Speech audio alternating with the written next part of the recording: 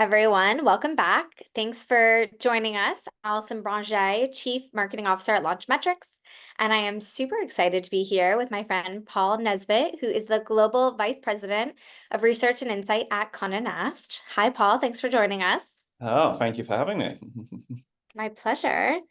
And Paul is really the expert on that convergence between media, data, and brand performance. And today I'm going to put him in the hot seat so that we can make sure all of you tuning in really understand how I think we spoke about this backstage, how not legacy publishers, but innovative publishers can really be supportive in driving one's brand performance. You know, as the publishing industry continues to change, one thing that publishers like Condé Nast are doing really well are leveraging, or we think you're doing really well, are leveraging Thank data you. and audience insights to tell compelling stories, right? Today, it's all about connecting with the consumer in unique and innovative ways. And really, from our experience working with the Condé Nast team, measuring what you guys are doing, we think you have really taken that and hit it out of the park. So I'm excited to have Paul here. I'm excited for him to share a little bit more about his perspectives on how media is shaping the future of brand performance. And I'm excited to get him into the hot seat. So just before we kick off, welcome. Thanks so much for being here. I know this is your first Launchmetrics Performance Summit. Well, very first, but hopefully not my last. Exactly. We'll see. We'll see how you guys all rate him at the end of this session. Oh, goodness me. And Brilliant. as I said, I mean, I think to start off, how publishers, especially innovative publishers like Condé Nast, continue to influence brand strategies and performance in the digital age is critical to the success of a brand today. You know, consumer behaviors have completely shifted or have mostly shifted to online. Um, and really, I think you guys play a key role for brands today in staying relevant and driving engagement. But I'd love to hear a little bit more about your perspective. I mean, I think everyone here would love to hear a little bit more about your perspective and how you guys are playing a part in that story. Yeah, and aren't consumer behaviors shifting? I think that's quite gentle when you say they're just shifting to digital because digital is now a blur of many different things. But I think in terms of how do we drive relevance for brands and keep that kind of performance going, it really for me comes down to three key things. I think first of all, we're lucky enough to have these wonderfully globally recognized and influential brands, and they're amazing or the perfect choice for amplifying a brand story. We're across 32 markets. We're published in over 20 different languages. As you touched on earlier, we're on a range of different platforms, social, video, print, websites, podcasts. Our brands are everywhere. And I think being able to amplify that message is important. But I think the second thing, our audiences really trust our content. We're able to really build these really deep, authentic connection with our audiences. We understand how to talk to them. We understand what they need, particularly when you're thinking about content or advertising. And we can obviously leverage our trust in these captivated audiences to help clients, our brands, and our partners drive revenue and growth. And I think the third thing is you kind of touched on, we've got this tradition of being creative and innovative as well. And this is a fun fact I've actually learned quite recently, which I didn't know myself. There's a fun fact from 1994. But did you know that Wired.com was it ran the first ever digital banner in the history of the internet? Back in 1994, I mean, I know as Condé Nast and working here, we've been innovating all through the ages, all since the sort of the 1930s. But that's a great example of how we're kind of innovating, leading the charge in different media, and you see that now play out in how we're moving into kind of events, experiences, more immersive kind of content, which we're putting out around the world as well. It's interesting. I was speaking, obviously I kicked off the day with Miss Piggy PR, you know, a content creator, and we were talking about publishers and that word trust. And it's Mhm. interesting to hear you share the anecdote about Wired, because just hearing you say that brings like this, evokes this feeling in me, right? If I would think of who was the first publisher to launch digital advertising and not knowing that story, and obviously, unfortunately, or fortunately, you didn't tell me it backstage, so I couldn't prep, but like, Yes. it was really interesting to feel like that actually feels exactly right. And Hmm.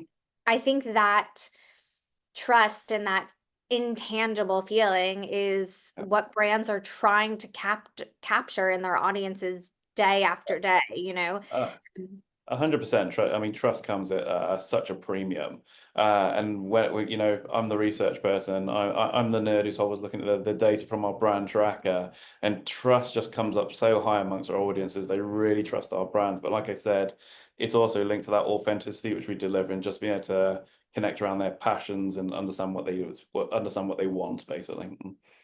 Absolutely. And you and I have talked a lot about this too, like the evolution from traditional media, so print, into this kind of influence of digital and social platforms. Yeah. You know, you guys have had to navigate this transformation, and you've done it then better than most businesses, right? I think that's an important word too, because all forms of businesses have had to navigate this digital transformation.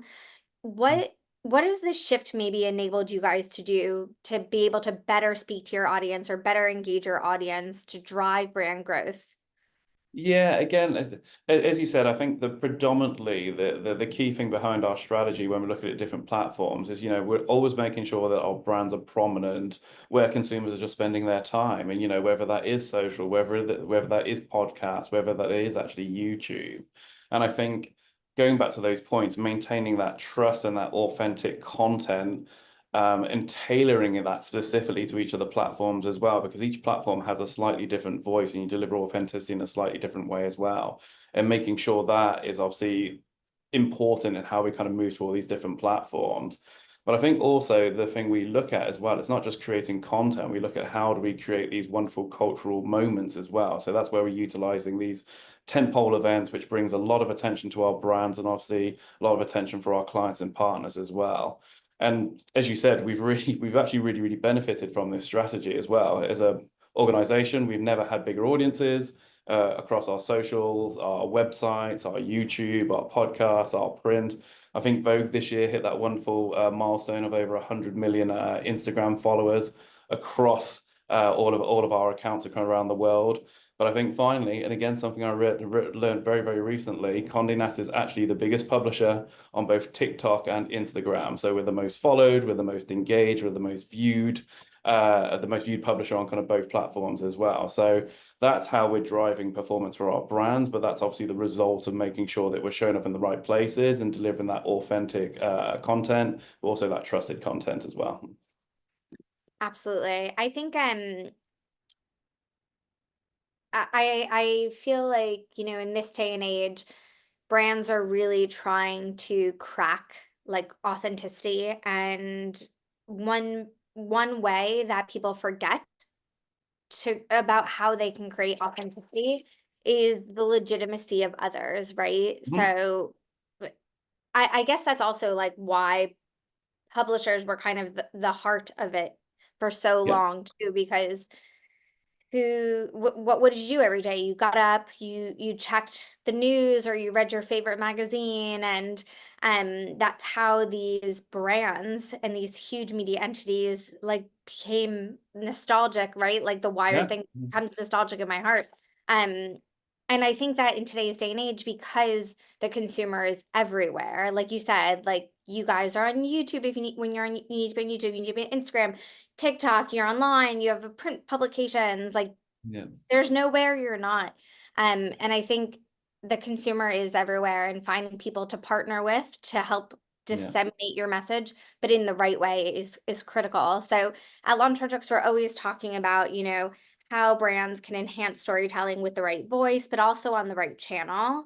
It's Yeah. incredible for me to see too how much media has started to generate in value. And again, like I'm the other side of you of being a nerd. You and I talk about this all the time. Like it's not only great to see like your name on Vogue.com as a brand, but then when you see Vogue Instagramming about that story, like how valuable that is. And it's crazy because I think even though as a society we realize like we're becoming very social first, we Yeah. forget about the power that these partnerships play, even if it starts on social, goes to print, or goes to online and then goes to print, because we Exactly. still in a way are stuck in that like how did it used to work mentality. hmm So I love the idea too of like leveraging leveraging publishers as co-content creators in a way, because Mhm. before too, we always thought it was like, I'm going to sit here and wait for Vogue to call me and then they're going to write about me. And that's the end. And that's not the story anymore, right? We're like a digital first community that everyone is looking for content. So maybe it'd be interesting for you to talk a little bit for the audience about how brands can collaborate, with publishers to create content that feels authentic, to take advantage of that trust that we've been talking about, drive brand awareness, engagement. Yeah, so I think the rules are the same. I think the one thing which a media owner always knows is how to build deep and meaningful relationships with their audiences. And like you said, it's just getting it in that voice which feels authentic to them. And authenticity right now is showing your expertise, being kind of real with consumers, etc. as well. So understanding that. And I think the way we kind of partner with brands as well, particularly into your point, that word kind of partnership, when brands are looking to partner and kind of utilize us.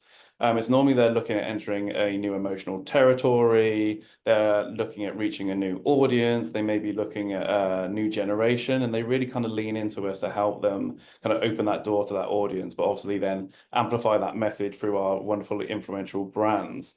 And then finally, kind of as you touched on, the measurement part of it is really, really, really important to us as well. So we're always looking at different ways or new ways to kind of validate their actions, validate their kind of media spend.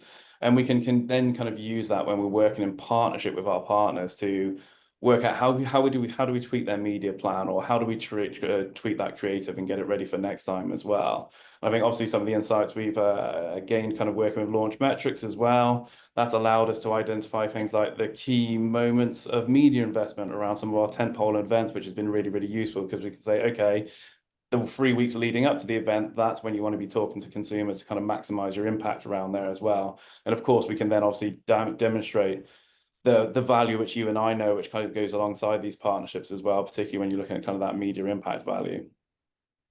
Yeah, I love that. That was like a nice little Launchmetrics plug. I Yes. definitely come back to, I And you didn't definitely ask me for that either. I know. I mean, it's pretty much like addictive. We know, like once you start quantifying things too, it's hard not to want to look at the data. Yeah. So we do have that going for us. And I want to talk about the event and stuff too, because I think that's important in this new, physical connection world that we're living in. But I think something that you said before is interesting, that balance between like creativity, or what do people say, like brain and beauty. Um, I would say in the fashion, lifestyle, and beauty space, there's definitely this hunger for data-driven insights. But on the Yeah. flip side too, you could never go to a luxury fashion house. Like if we could pull up the PR people from the last call and say like, we're just going to decide your strategy based on data, like it Mhm. would pain them. So I think there is in our industry, and sometimes too, the data is, it's not that it's wrong, it's always Yeah. not predicting, right? Like you don't know what's coming next. So I think to be successful, brands need to do a good job of balancing that data-driven insights with that creative, emotional storytelling. Maybe obviously you sit at like a good intersection of the two, between the content the publishers are creating, but your job in research and insight. So it'd be kind of interesting to see like what are some innovative ways you're seeing this is being used, leveraged. Yeah. Can you tell us? Yeah, no, I think so. And that's it's really interesting you would say that because I remember, oh God, it was been 10 years ago now when we started working with kind of measurement where we're able to measure kind of emotions and emotional reactions to video. I remember putting that in front of some creatives. Was it 10 years ago? Probably about 6 or 7 years ago now. And they were like, oh God, this is doom for creativity. Are we going to be driven by data all the time now? And I was like, no, I said, no, like data doesn't replace your creativity. There needs to be kind of a balance between the both. And I think the way that we use kind of data is really to, I guess, inspire creativity rather than kind of dictate creativity in there as well. So I think internally, we work really, really closely with our creative teams, particularly when they're creating campaigns for clients. And we tend to be there really early in the process. So we're pulling kind of data and insights just to kind of spark that bit of creativity, give that bit of vision, but we're never kind of dictating across the process. So we might be putting audience insights, we might be putting category insights, brand positioning, alignment, seasonality insights. insights, when is the best time to kind of advertise around our kind of tentpole events. And so just to give you a couple of examples, kind of how we've done this kind of recently as well. So, we're not dictating, we're just kind of helping the process. We're doing a pitch for very, very recent actually for a luxury watchmaker. And the way we're using data and insights is really, really early in the creative process. It's like, how do we, because they really wanted to connect with Gen Z audiences again. So we're pulling specific trends around Gen Z, how they're engaging in content, how they love that blend of tradition and innovation. And that's what was really feeding in to the pitch and the creative idea. So we weren't saying it had to be this, but we're there going, here are some key themes around this audience and what they're really latching onto. And then the creatives sat down, did their creativity and kind of pulled their piece in there as well. But I think more recently as well, we're working with a very, very well-known car maker, and they were there going, okay, we really want to kind of break into kind of luxury audiences. We want a better understanding of them. So I sent one of my team who's an expert in all things kind of fashion and luxury to sit down with them, talk about what's happening in the luxury world, how consumers are kind of engaging with brands. And we're then starting to use that. And then they started to use that to inspire their creativity, understanding more about their target audience and how they're going to go out there and reach them as well. So yeah, there's always been this weird tension, and it's very different in different industries. I've worked in the video game industry for years, where it's like they'll take as much data and put it into campaigns as possible. But I guess what I saw kind of 7 years ago, where there's a reticence now, I think it's more working kind of hand in hand, but it has to be used in the appropriate way, because I do not believe that data should dictate creativity at all. I think you always need that human element in there, but it should certainly help inspire creativity. I think that's a good answer, especially as if like a creative director paid you to say that. Yeah, actually, they didn't, but I feel I should go and get a fee now that you just mentioned it. So as I said, I wanted to come back to events because I think that's so important. I think post-COVID, there's a hunger in the industry for physical connection.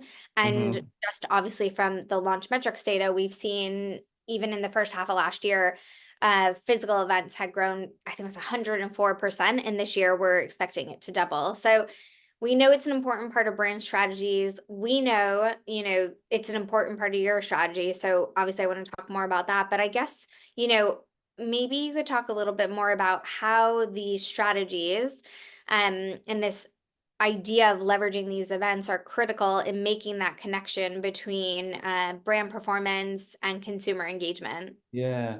Yeah, well, I think, I mean, I can talk about how we kind of see events and kind of how we use them as well. And I think the thing to say at Condé Nast is, we don't create events, we create activations and experiences that create cultural moments. And that's the way we kind of look at them, because those are the ones which are capturing the attention of the consumers, the audiences as well. And then, of course, we have these events running which create these wonderful cultural moments, but then we're able to kind of amplify them around the world and connect consumers around the world to those particular events as well. So, and I think we focus events in kind of two different ways from kind of what I've seen in terms of some of the events we put out there. We have these wonderful global tentpoles. Forces of Fashion is a really, really interesting one for us, which has now kind of grown to 6 different cities. And we use those events to kind of create connections between consumers or fashion communities, people who are really, really passionate about fashion, and the most brilliant and creative designers in the world as well, who we're able to kind of bring from our network and kind of connect them together as well. So that's an example of kind of one of our global tentpoles, which is big and about connecting communities. But we're also do really kind of locally relevant events as well. And one of my favorite ones I always talk about is because I was there probably, I think maybe 2018 I was there as well, was in kind of in Taipei in Taiwan, where our GQ brand does a huge kind of what they call the suit walk. So everybody who's kind of passionate about suits, and these are not business suits, these are like really stylish, glamorous suits. They spend a day kind of just walking through the center of Taipei in this big community. They all kind of come together, and then GQ puts up like loads of experiential events around it. Trust me, it's the 3 days I spent in Taipei, and I've never felt so unfashionable, because that's an incredibly fashionable town and kind of event as well. Yeah, of But again, course. it's just an example of one of those.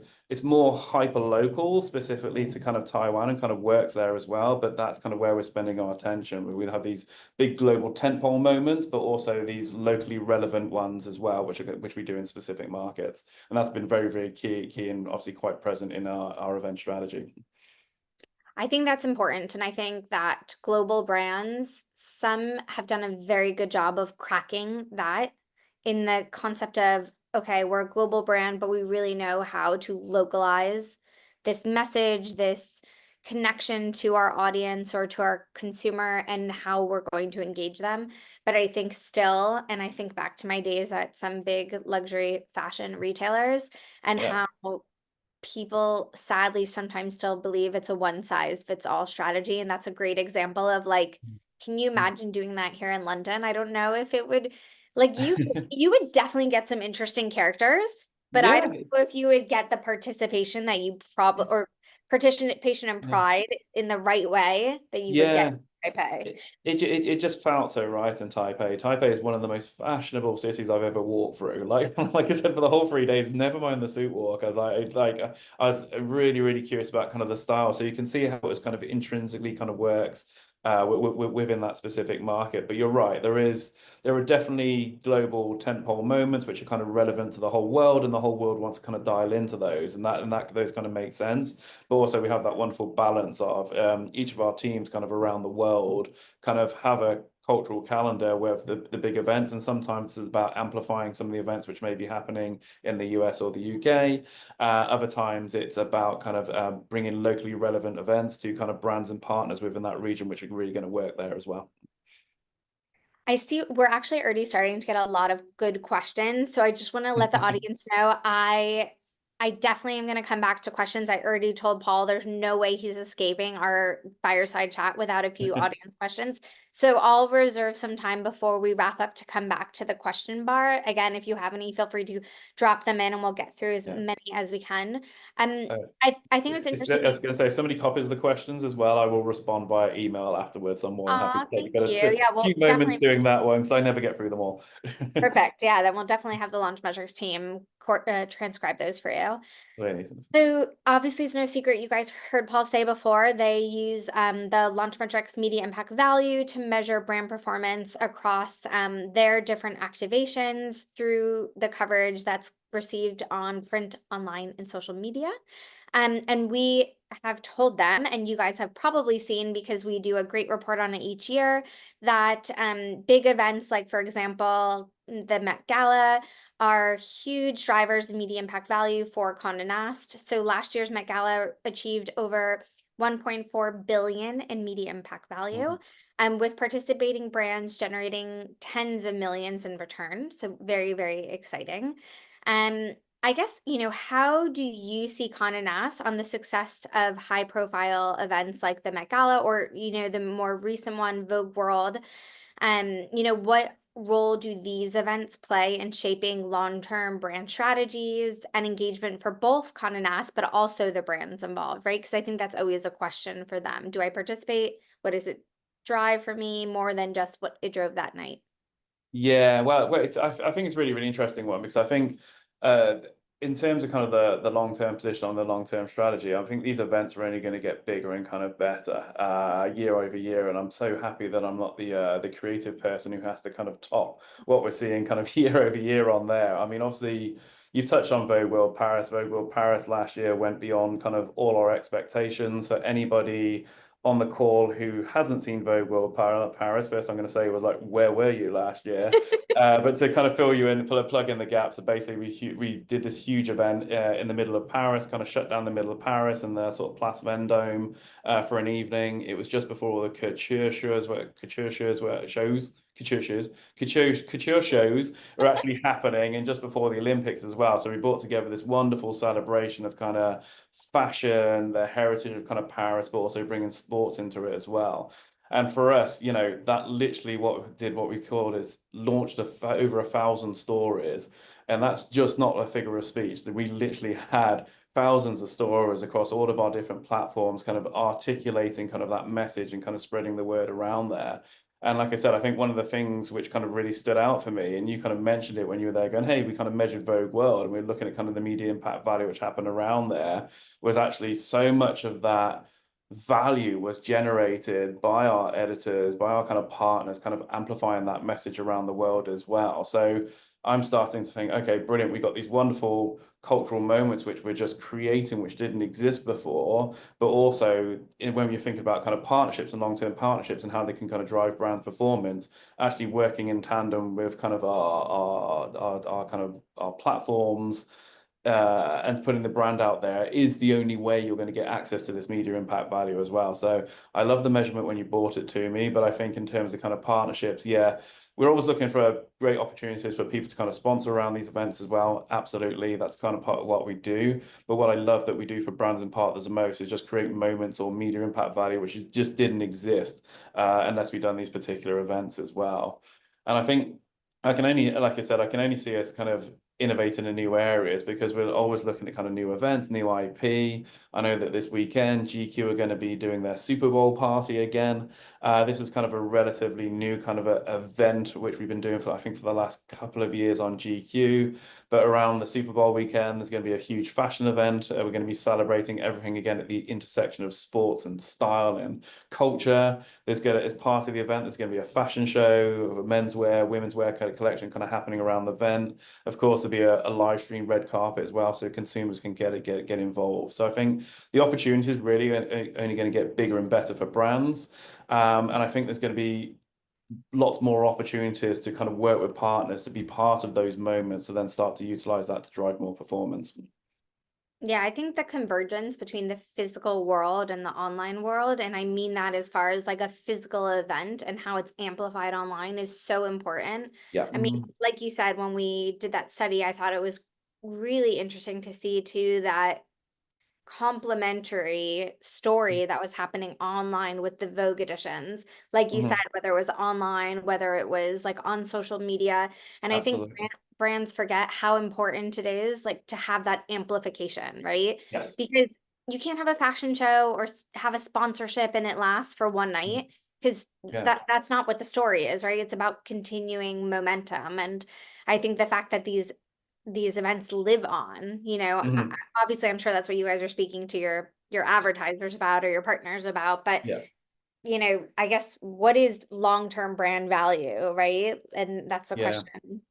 And it is, and there's a different ways you can kind of cut it on the events. Because you go, of course, there's the live event, there's the big moment which kind of advertisers kind of want to get behind, which is brilliant. There's all kind of the I guess the evergreen content, the videos being up there for a long time as well, which kind of creates new opportunities for sponsors. There's all the editorial support which is put behind these events, which again is kind of amplifying those messages. But I think when we're looking at kind of those key tentpole events, we're always looking lots of the people who kind of work with us are investing in engaging our audiences and building their brands over a much longer period of time. So it's not even just that event and some of the amplification you get out of that. You're thinking about what that means to engage these audiences. So I'll give you a good example from Coach, who'd been one of our longest partners with Vogue World back when we did our kind of first one back in New York as well. They kind of partnered with us because their strategy was around kind of amplifying a specific message. So it was around kind of what they called courage to be real to the world, which was aimed at kind of Gen Z audiences and connecting Gen Z audiences with Coach. So when you're thinking about that long-term partnership, they were a key sponsor at kind of the New York version. They've been a key partner in Vogue World kind of ever since as well. So all the different editions from London through to Paris. Um, and as well as kind of the amplification around the moment as well, alongside that, they've been producing like high performing creative, just reinforcing the kind of authenticity of Coach's brand positioning. And they've been using our platforms like Teen Vogue or tapping into our Vogue communities and fans as well. So I think to your point, there's longevity, which is naturally around kind of the media and exposure of that event, but also thinking about how these events kind of fit into your long-term strategy of brand building with particular audiences. And it may be from an event to an event to event, year to over year, but also supplementing that with more kind of creative and more messaging, which is more in that kind of traditional storytelling space, which kind of sits outside the physical world, as you're calling it, but more in the digital space. Absolutely. So interestingly, an audience question is quite similar to what I was going to ask you, but we spoke before about this concept of trust and credibility. And I think people always question, well, one, my question was, how can brands take it? I don't want to say take advantage of, that sounds a little slimy. How can brands best like leverage, right, that trust and authenticity and authority of a publisher like Condé Mhm. Nast, to forge deeper connections to their audiences? And maybe as a adjacent or follow up to that, one of the audience was asking too is, how do you guys balance that? Like you Mhm. guys have something really critical and crucial that Condé Nast stands for, or Vogue stands for, or GQ stands for. How do you balance that with the Yeah. expectations of advertisers and partners?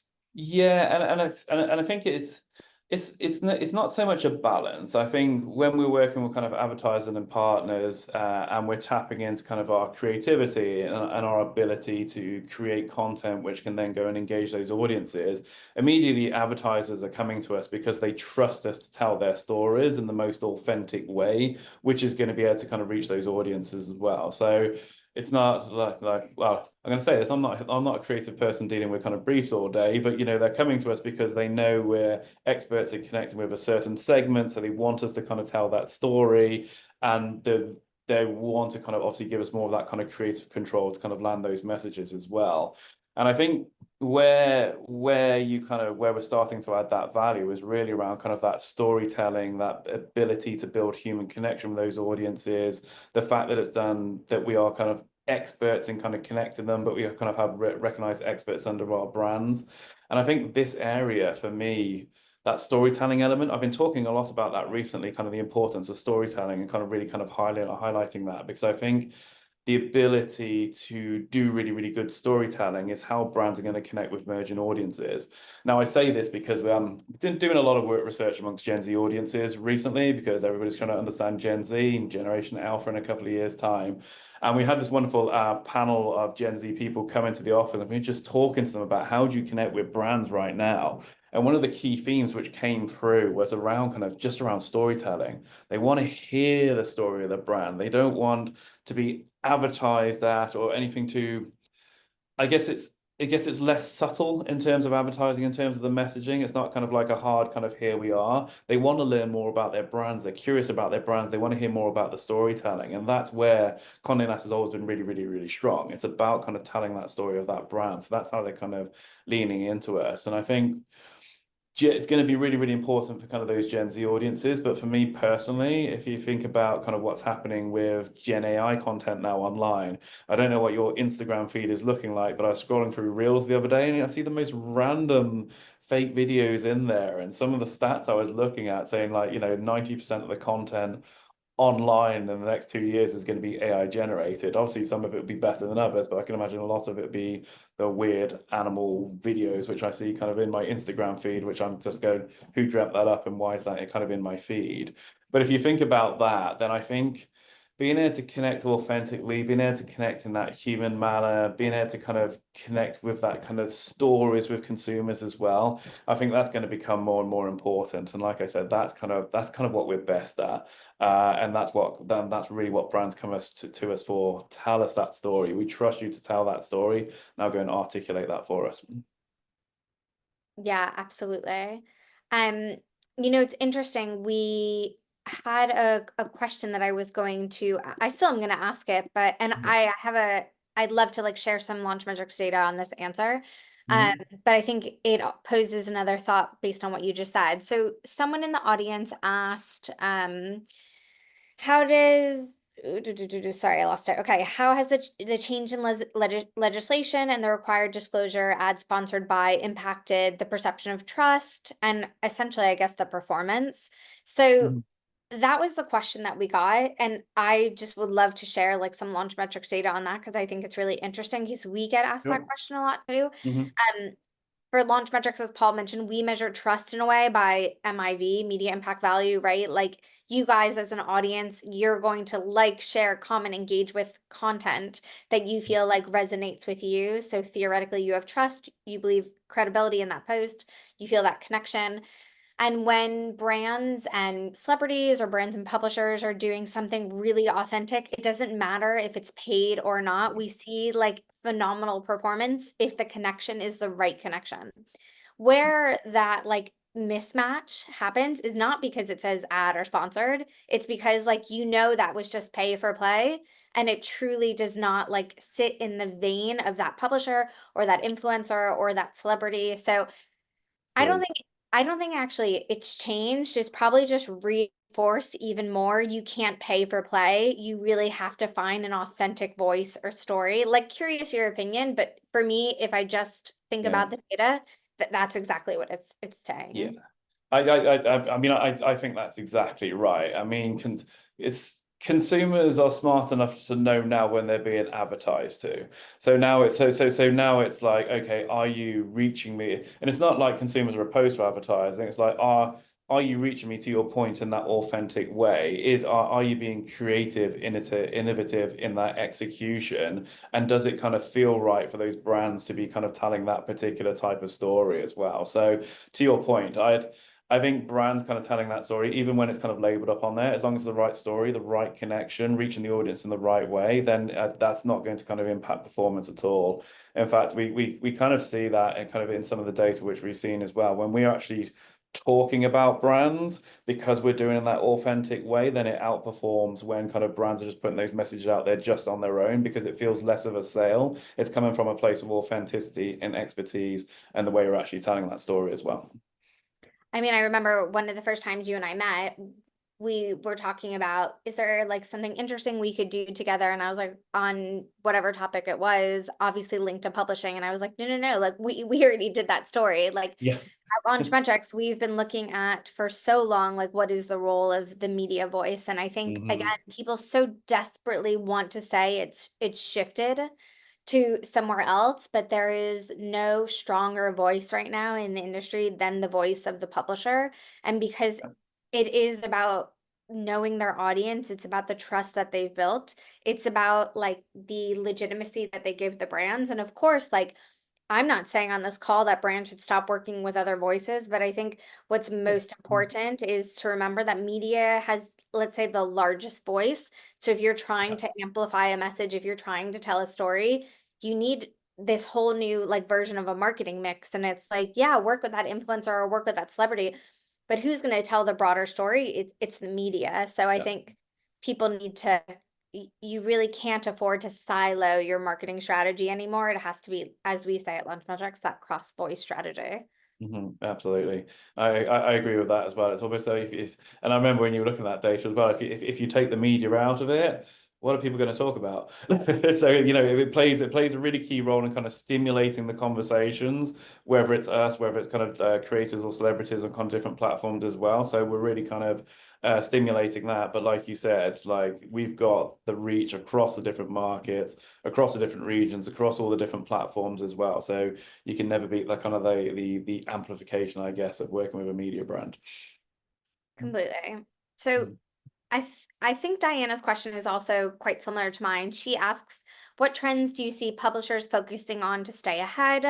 With that, I also wanted to ask too, together brands and publishers, maybe what they should be thinking about in this partnership, what's next on the frontier? And as we go into 2025, what do you think brands should consider when it comes to partnering with publishers?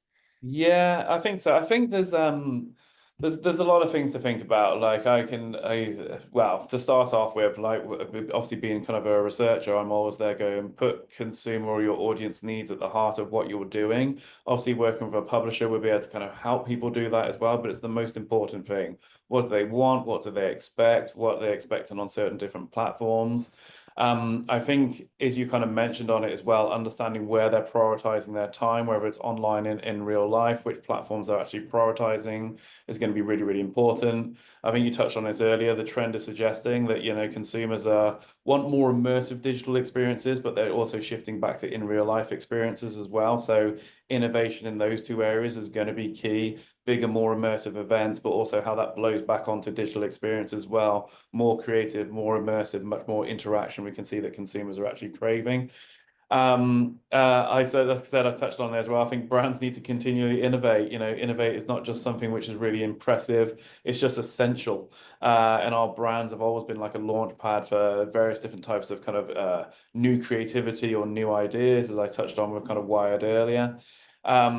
We touched on it, kind of really leaning into kind of that authentic storytelling. That for me is going to be key for the next years. I think that word authentic is very, very hard for people to understand, because what was authentic 5 years ago is very different to what's authentic now, and we'll see more shifts in the next couple of years as newer generations come on board. But I don't think, when I've looked across all the different kind of generations which we've seen over the last kind of sort of 20 years, everybody is kind of leaning into kind of different forms of creativity, different forms of storytelling. So that's always really, really important.